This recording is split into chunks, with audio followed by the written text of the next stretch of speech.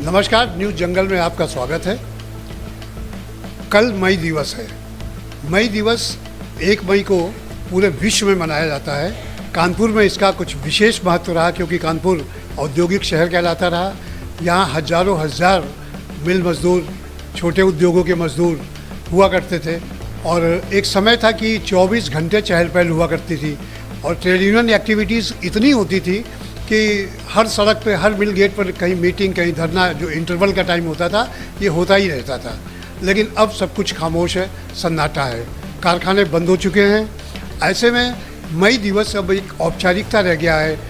एटक जो सबसे पुरानी ट्रेड यूनियन 1920 में जिसका गठन हुआ था, एटक अपने एक छोटे से कार्यालय कानपुर मजदूर सभा में मीटिंग करके एक रस्म अदायगी कर लेगी। इसी तरह C2 जिसकी तूती पूरे देश में बोलती थी, वो भी अपने C2 कार्यालय जो फजलगंज में है वहाँ पर वो छोटी सी मीटिंग करने के बाद मई दिवस की खाना पूरी कर लेंगे। आज हमारे साथ बातचीत करने के लिए मौजूद हैं ट्रेड यूनियन लीडर रहे अपने समय के, बैंकिंग इंडस्ट्री में ट्रेड यूनियन मूवमेंट चलाने में इनका काफ़ी योगदान रहा, रामकिशोर वाजपेयी जी। रामकिशोर वाजपेयी जी का एक संक्षिप्त परिचय और भी है कि ये एक अच्छे लेखक भी हैं और इसके साथ ही साथ ट्रेड यूनियन जर्नलिज्म शुरू करने में इनका बहुत बड़ा योगदान है। मुंबई में आपको बता दें कि भारत सरकार का श्रम मंत्रालय और संयुक्त राष्ट्र संघ ने मिलकर जो ट्रेड यूनियन जर्नलिज्म की एक कार्यशाला आयोजित की थी, तो उसमें इन्होंने बैंकिंग यूनियन की तरफ से प्रतिनिधित्व इनका रहा, वहाँ पर ये बोले भी। तो और इसके साथ ही साथ एक बात हम और आपको, अपने दर्शकों को बताना चाहते हैं कि जो कानपुर की बात है जहाँ तक, तो कानपुर के तो कुछ मूवमेंट ऐसे रहे, ट्रेड यूनियन मूवमेंट ऐसे रहे जो इतिहास रच गए। जैसे 80 दिनों की हड़ताल मजदूरों के पक्ष में, जैसे रेल रोको आंदोलन, जो जगह कॉटन मिल में 3 साइड पीसर और 2 साइड पीसर में काम लेने का विवाद था, उसको लेकर के मजदूरों ने विरोध किया और पूरे देश का आर्थिक चक्का जाम कर दिया। कानपुर में दिल्ली हावड़ा लाइन की रेलें रोक दी गई, 3-3, 4-4 दिन तक चलता रहा। सारे ट्रेड यूनियन लीडर इकट्ठा थे। रामकिशोर वाजपेयी जी हमारे साथ मौजूद हैं। नमस्कार वाजपेयी जी, आपका तो पूरा जीवन इसी फील्ड में बीता और कानपुर में आपने देखा होगा कि मई दिवस की रैलियों में प्रधानमंत्री तक आया करते थे फूलबाग में संबोधित करने। अब वो कुछ रहा नहीं और बड़े बड़े उद्योग जो बंद हो चुके हैं, कानपुर को उद्योगों का कब्रिस्तान कहा जाने लगा। मजदूर है, कितना है, कैसे काम कर रहा है, कहाँ चला गया, कहाँ शिफ्ट हो गया, गाँव चला गया, कुछ नहीं, मतलब बहुत कुछ स्पष्ट नहीं है। आप अपने अनुभव के आधार पर बताइए कि ये सब परिवर्तन का एक सुनहरा दौर था ट्रेड यूनियन मूवमेंट का और आज ये दौर है, तो आप इसको किस नज़र से देखते हैं? देखिए महेश जी, पहली बात तो एक बात आप अपने दिमाग में साफ कर लीजिए कि जिस समय का जिक्र आप कर रहे हैं कानपुर के ट्रेड यूनियन मूवमेंट का, वो कानपुर का ट्रेड यूनियन मूवमेंट नहीं है। कानपुर एक ऐसी जगह है जहाँ से पूरे देश का ट्रेड यूनियन मूवमेंट शुरू हुआ था और यहाँ की जो मजदूर सभा है जिसका गठन 1917 में हुआ था, माने जिस वर्ष रूस की क्रांति हुई है उसी साल यहाँ पर जो है वो मजदूर सभा का गठन हुआ था। और उस मजदूर सभा में जिन लोगों ने उसका गठन किया था उनमें अब वो लोग तो नहीं हैं, लेकिन उनके अंदर क्या जज्बा रहा होगा कि वो सारे मजदूरों ने मिल करके वो एक ऐसी सभा बनाई। उस समय ये जरूर था कि पत्रकारिता के क्षेत्र में गणेश शंकर विद्यार्थी का प्रताप निकल रहा था और गणेश शंकर विद्यार्थी ने उसमें अपना पूरा संरक्षण और अगुवाई भी दी और कालांतर में तो उन्होंने बड़ी भारी भूमिका अदा की। लेकिन उस समय कानपुर में बहुत बड़ा एक मजदूर आंदोलन शुरू हुआ जो पूरे देश का अग्रणी आंदोलनों में से माना जाता है और पूरे देश ने उससे प्रेरणा ली। तो इस तरह से अगर कहा जाए कि कानपुर में केवल जो है वो यहाँ के मजदूरों को, यहाँ की फैक्ट्रियों की वजह से मजदूर आंदोलन हुआ, पूरे देश का मजदूर आंदोलन यहीं से प्रारंभ हुआ और उसको प्रेरणा मिली। मतलब उसका प्रतिनिधित्व तो एक तरह से कहा जाए पूरे देश में कानपुर में नहीं, पूरे देश का प्रतिनिधित्व तो बाद में स्थिति ये हुई कि 1925 में जिस समय यहाँ पर कांग्रेस का अधिवेशन हुआ जिसकी अध्यक्षता सरोजिनी नायडू ने की थी, तो उस अधिवेशन के समय में यहाँ पर लाला लाजपत राय आए हुए थे। तो महात्मा गांधी अध्यक्ष हुआ करते थे? नहीं, कांग्रेस का नियम ये था कि जो अधिवेशन होता था उसका एक अध्यक्ष पहले से घोषित हो जाता था। अच्छा। तो वही उसकी अध्यक्षता करता था। गांधी जी का ये अध्यक्षीय काल का गांधी जी यहाँ पर उपस्थित थे, लेकिन अध्यक्षता उसकी की थी सरोजिनी नायडू। इस हिसाब से देखिए गांधी जी का भी काफ़ी योगदान रहा नहीं, ट्रेड यूनियन मूवमेंट को सशक्त करने में। गांधी जी ने तो अहमदाबाद में मजदूर महाजन आंदोलन एक चलाया था, हाँ। जिसको उन दिनों ट्रेड यूनियन के लोग तो उसको मान्यता देने को तैयार नहीं थे। माने गांधी जी चाहते थे कि मजदूरों का हित हो, लेकिन साथ साथ में जो महाजन हैं उनका भी हित देखा जाए, ऐसा नहीं कि उनको अलग किया जाए। तो वो मजदूर महाजन वाली एक उन्होंने नई नीति। अच्छा, एक बात और यहाँ निकल के आती है वाजपेयी जी कि इसे गांधी जी के कांग्रेस के अध्यक्षीय कार्यकाल का शताब्दी वर्ष भी कहा जा सकता है, 1925। नहीं, हाँ, ये आज का कानपुर से तो आप 1925 को 100 साल 2025 100 साल हो गए हैं। और यहाँ पर उस समय उन्होंने जब लाला लाजपत राय से कहा, गणेशंकर विद्यार्थी ने, तो उसमें उन्होंने हरिहर नाथ शास्त्री को यहाँ भेजा था, जो कानपुर के पहले सांसद थे। साथ साथ में जो यहाँ की संविधान सभा उसके भी सदस्य थे। अच्छा, हरिहर नाथ शास्त्री। और हरिहर नाथ शास्त्री ने देश का प्रतिनिधित्व, जो हमारा ILO उस समय लीग ऑफ नेशंस होती थी। अच्छा। यूनाइटेड नेशंस नहीं था, तो लीग ऑफ नेशंस में जो ILO था, इंटरनेशनल लेबर ऑर्गेनाइजेशन, उसका भी प्रतिनिधित्व हरिहर नाथ शास्त्री। प्लेन क्रैश में उनकी डेथ हो गई थी। उनको 1914। ये वहीं से लौट रहे थे उस अधिवेशन से, या ऐसा कुछ संदर्भ मिलता है? नहीं, इस समय हम ये तो आपको स्पष्ट नहीं कर पाएंगे, लेकिन इतना हम जरूर बताएंगे कि मैंने प्लेन क्रैश में उनकी डेथ हुई थी। और ये लोग ऐसे लोग थे कि उस समय उन दिनों प्लेन क्रैश में जिसकी डेथ होती थी उसको 8 लाख रुपए का मिलने का प्रोविजन होता था। अच्छा। उसके परिवार के जनों, लेकिन उनकी पत्नी शकुंतला श्रीवास्तव थी और वो भी ट्रेड यूनियन मूवमेंट से बहुत जुड़ी हुई थी। उन्होंने वो राशि लेने से मना कर दिया था कि हमारे पति ने इस तरह से जो उनकी मृत्यु हुई है, वो हम उसके लिए कोई कंपेंसेशन या किसी तरह की हम इस तरह की उपहार राशि हम स्वीकार नहीं करेंगे। हमारे दर्शकों को वाजपेयी जी कुछ ऐसा अगर आपको संस्मरण याद हो कि जो ट्रेड यूनियन आंदोलन का बहुत ही मजबूती से चला हो और बड़े संगठित तरीके से, जिसमें सारी ट्रेड यूनियन एकजुट होकर के आ गई हो मजदूरों के लिए कानपुर में। देखिए, कानपुर में तो ये एक आंदोलन जिस समय रेल रोको आंदोलन चलाया गया है, जिसको हम लोग 80 दिन की हड़ताल के नाम से भी जानते हैं। 80 दिन की हड़ताल पहले हो गई है। 55 में 1955 के आसपास का ये था। 1955 के आसपास भी हड़ताल हुई है।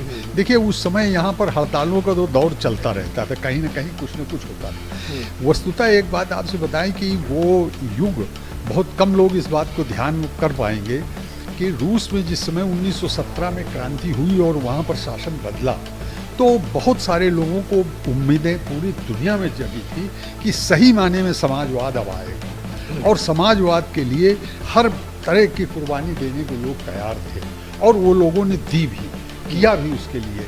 यहाँ तक कि जिस समय मजदूरों को संगठित किया गया है, उस समय तो यहाँ पर जो वर्किंग आवर्स हमारे होते थे वो 12 घंटे के होते थे। 12 घंटे से उनको 10 घंटे लाया गया, 10 घंटे से 8 घंटे आए थे, और ये जो 4 घंटे कम हुए थे, ये 40 साल का पीरियड लगा। 4 घंटे अब तो इसी को लेकर के फिर बहस चल रही है। अब फिर यही बहस हो रही है आजकल, उल्टी तरफ जाने की। हाँ, वो इसमें LNT कंपनी, तमाम सारे लोग उसमें जो है ये इसको उल्टा ले जाना चाहते हैं। हाँ। तो ये तो चीज़ें, अब देखिए समय बदल रहा है। और एक बात और होता है कि वो जो मिलिटेंसी उस समय देखने को मिली है मेरे जैसे व्यक्ति को, इसको लेबर मिलिटेंसी कहेंगे या ट्रेड यूनियनिज्म की मिलिटेंसी कहेंगे? नहीं, कहा तो लेबर की जाएगा, ये मजदूरों की मिलिटेंसी थी। देखिए, लीडर जो होता है वो तो जब पहले मजदूर होंगे तभी तो कोई लीडर आएगा, उसका काम करने के लिए आएगा।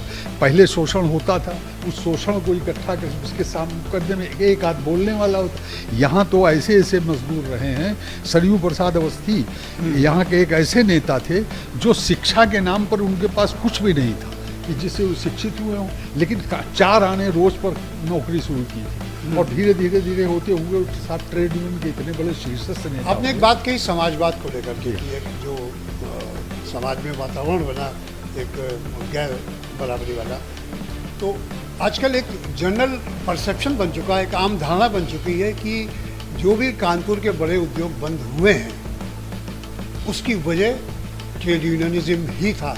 लेफ्ट ओरिएंटेड विचारधारा वाली जो ट्रेड यूनियन थी। देखिए महेश भाई, एक बात बताएं, ये एक सवाल है। ये आपका सवाल बहुत अच्छा है। हम इस सवाल को, आपने हमको मौका दिया इस सवाल पर बोलने के लिए, इसके लिए आपको धन्यवाद है। सच्चाई अगर देखी जाए, आप कहीं भी किसी भी क्षेत्र में आप देखिए, जहाँ पर कोई फैक्ट्री लगाई जाती है तो फैक्ट्री लगाई जाती, कितने दिन तक वो फैक्ट्री चलेगी? इसको एक उसको तकनीकी भाषा में इसको कहते हैं रैशनलाइजेशन, विवेकीकरण। अगर आप अभिनवीकरण, आप अभिनवीकरण, अगर आप अपनी फैक्ट्री का अभिनवीकरण नहीं करते हैं हाँ, तो वो सर्वाइव नहीं करेगी।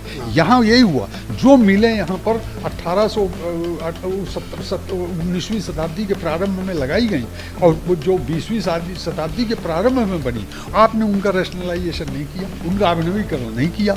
अब नतीजा ये हुआ कि उनका वो अपने आप ही उनको उसमें हाँ, इसका एक वाजपेयी जी अच्छा, एक चीज़, दूसरी चीज़ और है, दूसरी चीज़ एक और है कि ये लोग मालिक लोगों का उस समय नियम ये होता था, पैदा किया कानपुर में, इन्वेस्ट कर दिया पांडिचेरी में, यही चले गए दूसरी जगह। हाँ। अब यहाँ की इंडस्ट्री उनको फेल हो पास हो, उससे उनका मतलब अच्छा, इसका कोई पुरुषाहाल नहीं था, कोई देखने वाला नहीं था कि इसको कोई देखे। ये मजदूरों पर तो खाली इसलिए मर दिया जाता है। जेके कॉटन स्पिनिंग एंड वीविंग मिल इसका प्रत्यक्ष उदाहरण है कि उनकी मदर यूनिट थी और यहीं से कई यूनिटें और लगी, कानीपुर में लगी। नहीं महेश भाई, इसका दूसरा उदाहरण भी बहुत बहुत वो है, वो आपको जानने की ज़रूरत है, सब लोगों को जानने की ज़रूरत है कि जिन लोगों ने अपनी फैक्ट्रियाँ, जिन लोगों ने अपने मिल कानपुर में बंद किए, वो कंगाल नहीं हुए। हाँ, वो और करोड़पति हो गए और अरबपति हो गए। यहाँ से ले जा करके किसी ने राजस्थान में किया, किसी ने उड़ीसा में किया, किसी ने कहीं किया, किसी ने कहीं किया, और वो पैसा यहीं का पैसा उन्होंने वहाँ लगाया और अपनी फैक्ट्री वो नहीं। आज सिंघानियाज, जो सिंघानिया यहाँ पर लीडिंग रोल कर रहे थे, वो सिंघानियाज आज भी लीडिंग रोल में है।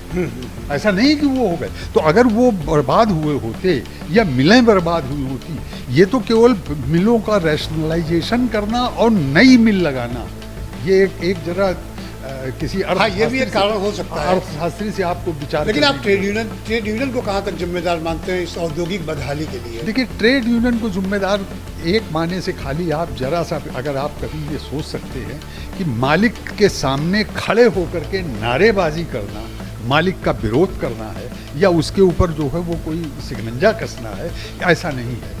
यहाँ पर एक समिति का सिस्टम था, एक कमेटीज़ होती थी जो बनती थी, और उन कमेटीज़ में बराबर पूरा जो काम होता था, मालिकों के भी प्रतिनिधि रहते थे, हमारे भी प्रतिनिधि रहते थे। बिना उसके जो है नहीं, केवल एक दुर्घटना जरूर है जिसको बहुत ज़्यादा बढ़ा चढ़ा के कहा जाता है कि जिस समय अगर किसी मजदूर की मृत्यु हो गई, कारण कुछ भी रहा हो, मिल गेट पर लाश रख दी गई। अब आप ये समझिए, जरा कल्पना करिए कि जो व्यक्ति, हम बैंक की नौकरी करते थे तो हमारे यहाँ हम लोगों ने एक नियम बना रखा था कि अगर कहीं कोई दुर्घटना हमारे किसी साथी के साथ हो जाती थी तो हम लोगों ने एक फंड अपना बना रखा था, ट्रेड यूनियन का अपना फंड बना रखा था, अपने साथियों का फंड बना, उससे हम उसके घर में पहुँचा देते थे। वो स्थिति उस समय नहीं थी कि 1000 रुपया जो खर्च हो रहा है वो इमीजिएट वो परिवार दे सके, तो ये ज़रूर था कमजोर। लेकिन अब वो पता लगा कि वो साहब, आप उसको एक बहाना बना करके आप फैक्ट्री बंद कर रहे हैं।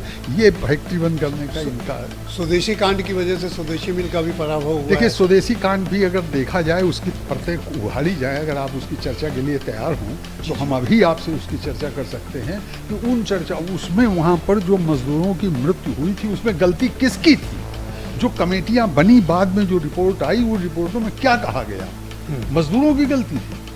केवल एक उकसावा देना, आप ज़बरदस्ती आप जो है किसी चीज़ को आप अपनी तरफ ले जाना चाहते हैं, तो ये एक तरफा है आपकी बात। अच्छा, जो हालात वर्तमान में जो हालात हैं ग्लोबलाइजेशन के बाद, और जिस तरह जो लेबर लॉज को काफ़ी सिंक्रोनाइज करके, देखिए, पिछली शताब्दी के अंतिम दशक से, जी माने जिस समय से जिसको आप कहें नई आर्थिक नीति, जी, ये नई आर्थिक नीति एक ऐसी नीति बनाई गई जिसके अंदर धीरे धीरे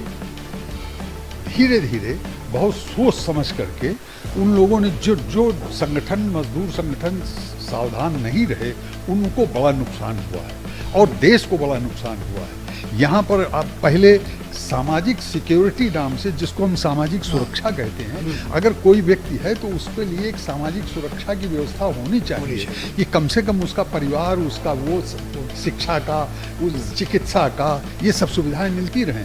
इन सुविधाओं के लिए लड़ने के लिए आपने हमको जो है वो बाहर कर दिया, आपने हमको कि आपकी मांगें गलत हैं, आपको नहीं मिलना चाहिए। और जबकि हालत ये थी कि यहीं पर उसी फैक्ट्री में अगर कोई मालिक का व्यक्ति होता था, आप देखिए उसकी क्या वेतन होता था, और जो मजदूर होता था उसका क्या वेतन होता था। हाँ। ये सब चीज़ें यहाँ पर बहुत ही लेकिन वर्तमान हालात को देखते हुए ऐसा लगता है जो औद्योगिक परिदृश्य है देश भर का, मैं कहते हुए चल रहा हूँ, तो ऐसे में लगता है कि मई दिवस जैसे जो त्यौहार मजदूरों के हुआ करते थे, मतलब साल में एक ही और पूरे विश्वव्यापी होता था, वो धीरे धीरे अपनी प्रासंगिकता खोते जा रहे हैं। एक समय वो भी आ सकता है कि मई दिवस को एक सेलिब्रेट करना बंद हो जाएगा, ऐसा लगता है आपको? देखिए, मई दिवस बंद तो नहीं होगा, ये आपका सोच अपनी है, समय की बात है। काल का चक्र इस समय जो है वो मजदूरों के विपरीत जा रहा है, और बल्कि जो हमने लोगों ने उपलब्धियां कर ली थी वो वापस हो रही हैं आज के ज़माने में, और बहुत सारी चीज़ें हमको पीछे हटना पड़ रहा है।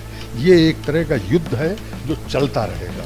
उत्पादन के क्षेत्र में जिस तरह हम लोग कुछ नहीं कर पा रहे हैं बहुत ज़्यादा, देखिए तब उत्पादन को बढ़ावा दिया जाता था, अब ज़्यादातर ट्रेडिंग का चल रहा है, या चीज़ें इंफॉर्मेशन टेक्नोलॉजी की क्रांति के बाद कह लो, या एक उत्पादन के क्षेत्र को इग्नोर सा किया जा रहा है। नहीं, देखिए, इसमें एक बात आपको बताएं, जो बात आप कह रहे हैं, यहाँ पर सबसे बड़ी चीज़ ये है कि आज भी पढ़ा लिखा व्यक्ति जो पूरी तरह से डिग्री जिसके पास है, उपाधियाँ हैं, उसने पूरी तरह से शिक्षा ली है, उसको भी उस स्केल में उस जगह पर नहीं नियुक्ति मिल रही है। वो भी जो है वो दूसरे काम करने के लिए मजबूर किया जा रहा है। ये जो स्थिति बन रही है, ये मजदूरों के हित में नहीं है, कामगारों के हित में नहीं है, कर्मचारियों के हित में नहीं है। और मजदूर दिवस जो है, जिसको आप कहते हैं कि ये मजदूर दिवस एक ऐसा अवसर है जिसमें कमज़ोरों का, जो लोग जो जिनके ऊपर अत्याचार हुए हैं, या जिनके ऊपर जो है जिनको अभी ज़रूरत है मदद की, उनके पास मदद पहुँचाने का एक मौका है। हम याद करते हैं, हम उसको भूल नहीं सकते, तो उसके लिए मजदूर दिवस है, और ये हमेशा आगे तक रहेगा। एक अंतिम सवाल ये है कि जिस तरह सरकार निजीकरण की तरफ बढ़ रही है, और यहाँ तक कि जो प्रॉफिटेबल कंपनीज होती हैं गवर्नमेंट की, पब्लिक सेक्टर यूनिट हैं, उसमें जो गवर्नमेंट की स्टेक है वो तक अपना सेल आउट करना चल रहा है सिलसिला, तो आगे लगता है जिस तरह निजीकरण हो रहा है, तो निजीकरण तो ट्रेड यूनियन मूवमेंट को रौंदता था, ये प्रवृत्ति शुरू से रही है, बाद में पब्लिक सेक्टर हुआ सब कुछ। तो आपको लगता है कि इस प्रक्रिया में अगर निजीकरण की तरफ तेज़ी से बढ़ रहे हैं, तो ट्रेड यूनियन को झटका, अगर वो पनपना चाहेगा तो पनप नहीं पाएगा, ऐसा लगता है? नहीं महेश जी, आपसे हम सहमत नहीं हैं। देखिए, ट्रेड यूनियन मूवमेंट, हमारा मजदूर आंदोलन उसी के बीच से उपजा है। उस समय सरकारी नियंत्रण नहीं था जिन फैक्ट्रियों में, जहाँ पर प्राइवेट लोगों की फैक्ट्रीज थी, वहीं पर ट्रेड यूनियन मूवमेंट हुआ है। अगर कानपुर का आंदोलन आप करें, तो एल्गिन मिल में जो आंदोलन शुरू हुआ था, वो एल्गिन मिल का सरकार की थी, सरकार की नहीं थी, प्राइवेट लोगों की, लेकिन वहीं से आंदोलन शुरू हुआ है। हमें इससे सरकार ने बीच में आकर के एक आदर्श भूमिका निभाने के चक्कर में कुछ संगठन ऐसे अपने बनाए, कुछ ऐसी नीतियाँ बनाई कि वो उनका पालन करेगी, वो पालन उसने शुरू किया। अब अगर उसको प्राइवेट में देती है, तो प्राइवेट से मजदूर आंदोलन को गति मिलेगी। हम उससे अच्छा, हर राजनीतिक दल को एक ऐसा दुमछल्ला चाहिए सजाने के लिए कि उसका ट्रेड यूनियन ऑर्गेनाइजेशन कहा जाता है, जैसे कांग्रेस का इंटर, भारतीय जनता पार्टी का बीएमएस, कम्युनिस्ट पार्टी का एटक, माकपा का सीटू। आप मूल रूप से वहाँ पर आ गए जहाँ पर कि हम बात कहना चाहते हैं। ये स्थिति ये है कि मजदूरों के अंदर जो विभाजन हुआ है, जी, तमाम तरह की विचारधाराओं को बनाने के बजाय ऐसा हुआ व्यक्तिपरक, पहले विचारधारा परक हमारा सोच था, अब व्यक्तिपरक हो गया, और वो व्यक्तिपरक होकर के अब पार्टी परक हो। हर पार्टी की ट्रेड यूनियन होनी चाहिए, कोई ज़रूरी थोड़ा उसको पार्टी की तीन ट्रेड यूनियन होनी चाहिए, लेकिन हैं और बन रही हैं। ट्रेड यूनियन के बीच में कार्यकर्ता होते हैं, तो ये लोग तो गुंडागर्दी वाली एक स्थिति है। इसमें इससे कुछ मजदूर आंदोलन अपने आप में एक बहुत सशक्त, बहुत एक ऐसी सोच है जो आगे आने वाले हजारों साल भी पीछे हो जाएगी, हम ऐसा विश्वास करते हैं। बहुत बहुत धन्यवाद वाजपेयी जी, आपने समय निकाल कर हमारे न्यूज़ जंगल स्टूडियो में आप आए, बहुत बहुत धन्यवाद। तो ये थे रामकिशोर वाजपेयी जी, ट्रेड यूनियन क्षेत्र का जाना माना नाम, और इसके साथ ही साथ ये रिटायरमेंट के बाद एक सृजनात्मक कार्य ये कर रहे हैं कि साहित्य लेखन, इतिहास लेखन में भी इन्होंने अपने आप को व्यस्त रखा है, और कानपुर की तमाम पुरानी ऐतिहासिक चीज़ों को संजोने। अभी इनकी एक पुस्तक आई थी, करीब कुछ वर्ष हो गए हैं, द जजमेंट, वो नेताजी सुभाष चंद्र बोस की रहस्यमय मौत को, उसके साक्ष्यों को लेकर के थी, काफ़ी चर्चित पुस्तक हुई। वाजपेयी जी बहुत बहुत धन्यवाद, नमस्कार। नमस्कार।